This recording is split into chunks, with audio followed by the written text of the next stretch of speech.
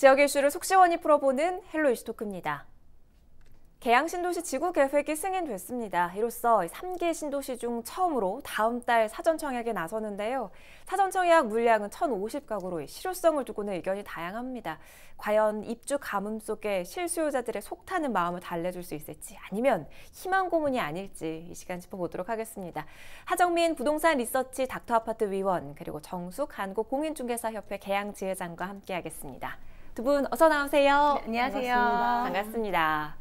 자, 먼저 요즘 수도권 집값 어떤지 좀 짚어보죠. 여전히 강세장 보이고 있나요?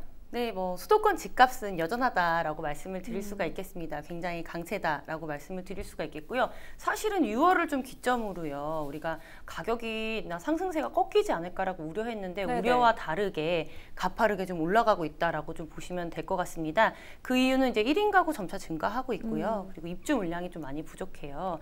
게다가 매물까지 없기 때문에 이런 기조는 좀 계속 될 것 같고요. 지금 매매 심리 지수도 계속 매수 우위입니다. 100 이상 지수를 넘고 있기 때문에 당분간 이런 상승세나 흐름은 끊이지 않을 것으로 예상되고 있습니다.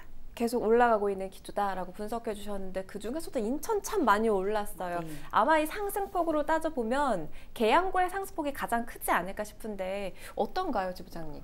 네, 계양구는 수도권 인접지역이면서 입지 조건도 굉장히 좋았거든요. 그런데 그동안 워낙에 저평가돼 있었어요. 네. 그래서 이번 계양구 집값이 오른 거는 어떤 이슈 때문에 오른 거는 아니고 전국적으로 오르다 보니 이제 서울에서 움직이셨던 수요자들이 인천까지 내려오고 하는 와중에 서울보다 워낙에 싸니까 이제 사다 보니까 많이 올라간 것 같아요. 올해 초, 그러니까 한 1월쯤과 대비했을 때 어느 정도 올랐다고 좀 분석해 볼 수가 있을까요? 작년 가을부터 해서 급격하게 상승을 했고요. 올해 초까지도 이렇게 계산해 보니까 한 아주 작은 평수, 소형 평수들 17평, 18평 이런 것도 한 8천 정도 올랐어요. 그리고 20평대는 한 네. 1억.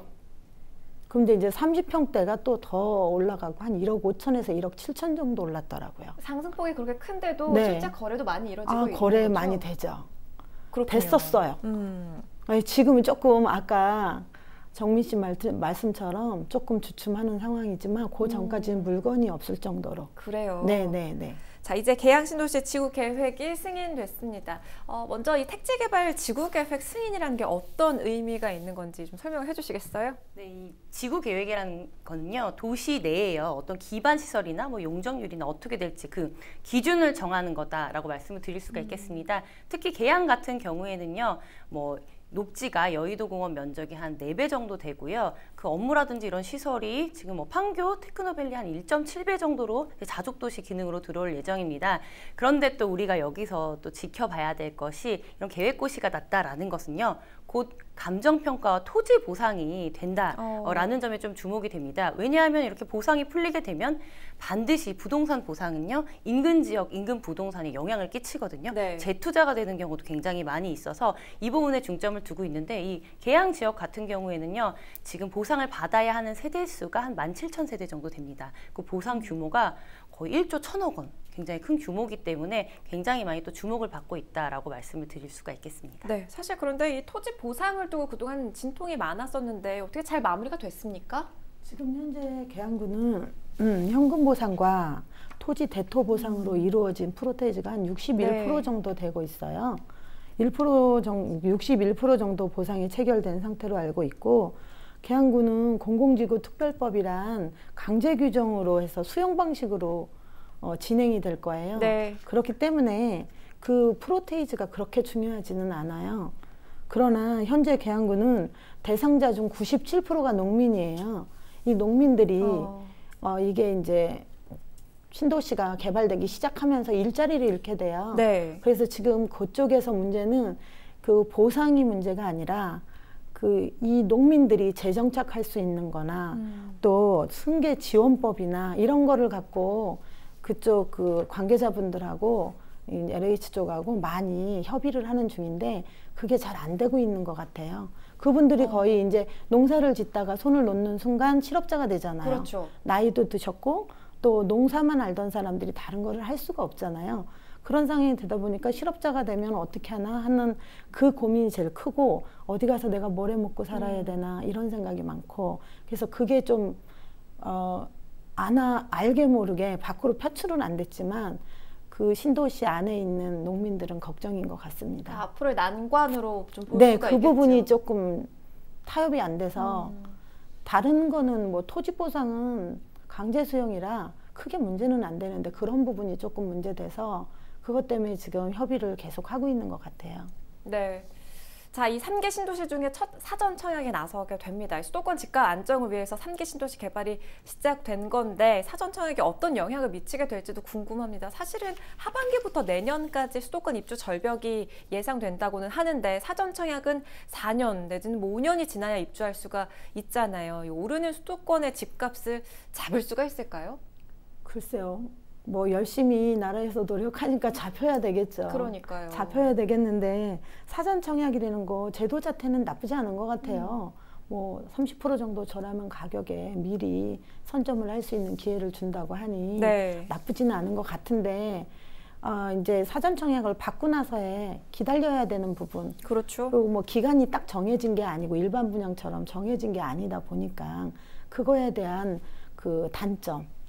30% 정도에 싸게 살 수 있는 거는 장점이지만 네. 언제까지 내가 무주택으로 당첨되고 나면 무주택으로 있어야 되잖아요. 최소 5년에서 7년 이 정도를 기다려야 되는 게 조금 이제 단점으로 나타나면서 젊은 사람들이 이걸 해야 되나 말아야 되나 기다리다가 더 좋은 조건과 내가 빨리 집을 마련할 수 있는 기회를 놓치지 않을까 이런 염려도 좀 있는 것 같더라고요. 네. 사전청약의 효과에 대해서 글쎄요 라고 답을 해주셨는데 사전청약이 정말 집값 안정에 도움을 줄 수 있을까요? 단기간 내에 집값 안정에 도움을 주기는 어렵다고 봅니다. 말씀드린 대로요. 사실 입주 기간까지의 시간이 또 굉장히 길고요. 사실 2008년도에 한번 거론이 됐다가 들어보신 분들 많이 계실 거예요. 좀 실효가 안 된 조금 좋지 않은 평가를 받았던 제도이기 때문에 다시금 이 제도가 좀 부활돼서 하게 된다면 어떤 다른 점이 있을까라고 기대도 하게 되지만요. 당분간은 그렇습니다. 입주 절벽에 입주 물량이었고요. 특히나 무주택으로 사전청약을 받아놓고요. 무주택으로 거주해야 되는 기간이 벌써 3, 4년이 되어 버리면은 네. 인근의 뭐 전세라든지 월세 난도 야기시킬 수가 있기 때문에 이러한 부분에 조금 한계점이 있다. 그래서 당장 단기간 내에 집값을 잡거나 이러기는 조금 어렵다라고 좀 판단을 하고 있습니다. 제도의 한계점을 이제 짚어주셨는데 그래서 자칫이 희망 고문이 되는 게 아니냐 이런 지적도 나오는 거겠죠. 이 사전 청약 제도 뭐 거주지나 아니면 어떤 그 구체적인 대상에 대해서도 좀 알려주세요. 네, 지금 뭐 사전 청약 제도는요, 공공주택 분양에 준거하는 그런 기준을 좀 따릅니다. 그래서 뭐 특별 공급이 거의 이제 85%, 일반 공급이 한 15% 정도 된다라고 말씀을 드리고요. 이 특별 공급 같은 경우에는 이제 신혼부부, 그리고 뭐 생애 최초, 다자녀 이렇기 때문에 사실은 많은 사람들이 골고루 혜택을 보기보다는 조금 한정적이다라고 말씀을 드릴 수가 있겠습니다. 네. 당연히 이제 무주택이어야 되고요. 그리고 청약의 가점이라든지 점수도 굉장히 많이 영향을 끼칩니다. 뭐 수도권에 있다면은 청약을 넣을 수는 있지만 해당 지역이 아니면은 이 당첨 확률은 아무래도 많이 좀 떨어지겠죠. 네네. 말씀드린 대로 좀 저렴한 분양가에 내 집 마련을 할 수 있다는 장점은 있지만요. 이런 무주택 기간 그리고 또 이제 청약 점수라든지 이런 각종 요건이 있으니까 이 부분 한번 꼼꼼하게 좀 살펴보셔야 될 것 같습니다. 네, 그래서 계양구에서도 이 계양 신도시 분양을 희망하는 분들이 많이 계실 텐데 사실 계양이 오랫동안 분양 가뭄이었잖아요. 그래서 계양 신도시 분양이 굉장히 관심이 많으실 것 같은데 어떻게 사전 청약 노리는 분들 많이 계실까요? 사전 청약을 그러니까 요번에 계양구에 사시면서도 계양구의 사전 청약에 대해서 제대로 모르세요. 많은 분들이 그러니까 젊은 사람들은 SNS나 이런 걸 통해서 빨리빨리 접할 수 있는데 그렇죠. 연세 드신 분들은 그게 잘 안 돼서 이제 직접 오거나 방문하셔서 여쭤보거나 네. 아니면 전화로 문의를 하는데 잘 못 알아듣는 부분도 있고 좀 뭐라 그럴까 하고 싶은 의욕은 있는데 방법을 몰라서 못 하시는 분들도 있기는 해요. 네. 근데 설명을 해줬을 때 한숨 쉬고 나가는 부분도 좀 있어요. 왜요?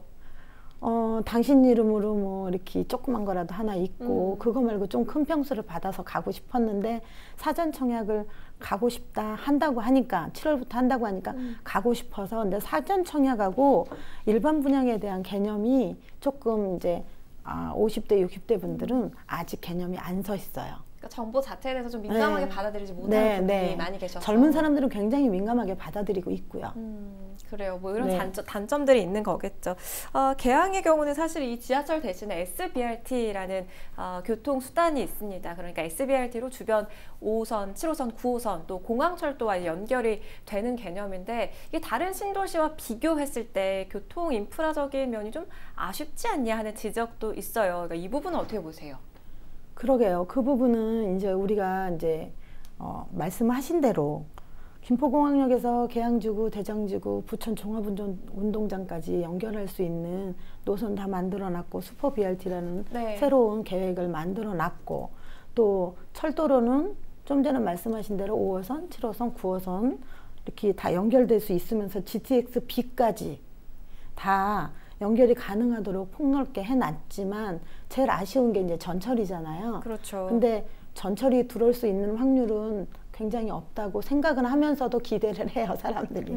생각을 하는데 기대는 조금 이렇게 현실로 나타나지는 않고 있어요. 그렇지만 신도시인데 계속 이 상태로 놔두지는 않지 않을까요? 그러니까 여전히 지하철에 대한 요구가 굉장히 크다라는 그렇죠. 말씀을 그거에 해주시는 대한 거예요. 요구는 있지만 그래도 불가능한 거를 좀 가능하게 만들고 싶은 그런 욕망은 있죠. 우리 실제적으로 주민들은. 아직 계획에 나와 있지는 않지만 네, 좀 네. 그랬으면 좋겠다라는 네, 네, 바람들에 대해서 지금 말씀을 해주셨고요. 그러니까 다른 신도시랑 좀 비교했을 때 입지 대비 뭐 교통 환경 어떻게 분석을 해볼 수가 있을까요? 말씀하신 대로 저 되게 아쉬운 부분이에요. 사실은 지하철 연장에 대한 개발 기대감이 있을 거다. 그러니까 확정이 될 거다. 연장이 될 거다라는 생각을 좀 신도시이기 밖에서는 때문에. 신도시이기 때문에 굉장히 많이 기대를 했거든요.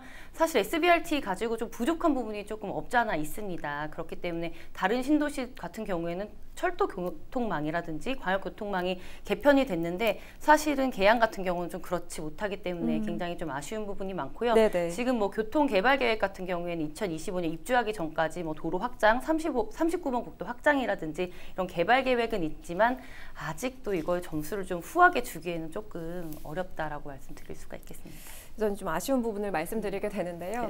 사실 이 사전 청약 제도의 장점도 굉장히 많습니다. 그 중에 하나, 이 분양가라고 할 수가 있을 때 시세보다 싸게 분양가가 책정이 됐잖아요. 어느 정도라고 예상을 좀 해볼 수가 있을까요? 지금 보면요, 인천 3년 기점으로요. 이제 인천 같은 경우에는 분양가가 굉장히 많이 올라갔죠. 아까도 방송 전에 얘기를 하셨는데 평균 분양가랑 900만 원대로 예상을 했었는데 지금 같은 경우에는 가격이 많이 올랐습니다. 그래서 보통 사전 청약이 들어가면요, 인근 지역의 80% 시세에 준하게 책정이 됩니다. 그래서 가장 가까운 지역 같은 경우를 보게 되면은 예상 분양가가 민간이 하는 게 1,500 정도 되거든요.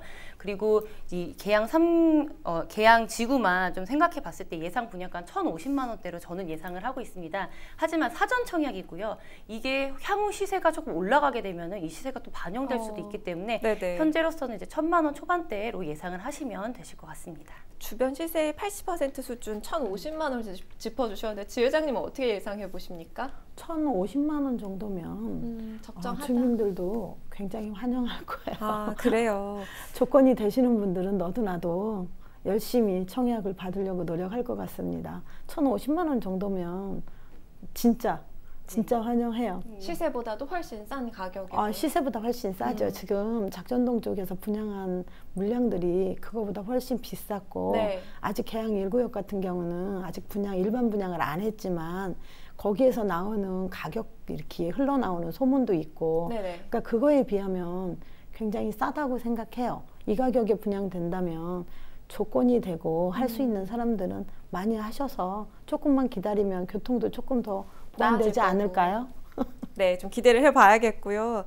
사실 사전 청약하는 방법에 있어서 젊은 사람들은 좀 빨리빨리 정보를 캐치를 하지만 그렇지 못한 분들이 많이 계시다 앞서서 그렇게 말씀을 해주셨는데 사실 사전 청약하기 위해서 지금부터 좀 미리미리 준비해야 할 것들이 있잖아요. 놓치지 말아야 할 것 어떤 것들이 있을까요? 네, 가점을 좀 꼼꼼하게 따져보셔야 됩니다. 가족 구성원이나 세대 구성원 그리고 이제 뭐 부모님을 봉양을 하고 있다든지 이런 부분을 해서 점수를 일단 만들어 놓는 것이 굉장히 중요합니다. 네네. 왜냐하면은 경쟁률이 굉장히 셀 것으로 좀 좀 예상이 되기 때문에 특히나 신혼부부한테 초점이 조금 많이 맞춰져 있는 건 조금 아쉽지만 사실이거든요. 그래서 신혼부부 같은 경우에는 이제 혼인하신 지 7년 이내에 그리고 자녀는 6세 이하로 이렇게 되셔야 되는 거고, 혹은 결혼을 앞두고 있다, 1년 안에 결혼을 증빙하실 수 있는 그런 증빙이 있으셔야 됩니다. 그래서 재산 같은 경우에는 총 재산이 한 2억대, 그리고 자동차 같은 경우에는 3,900만 원대 미만, 그리고 소득도 굉장히 중요합니다. 소득 같은 경우에는 평균 소득의 100에서 140%, 어느 정도냐면 500에서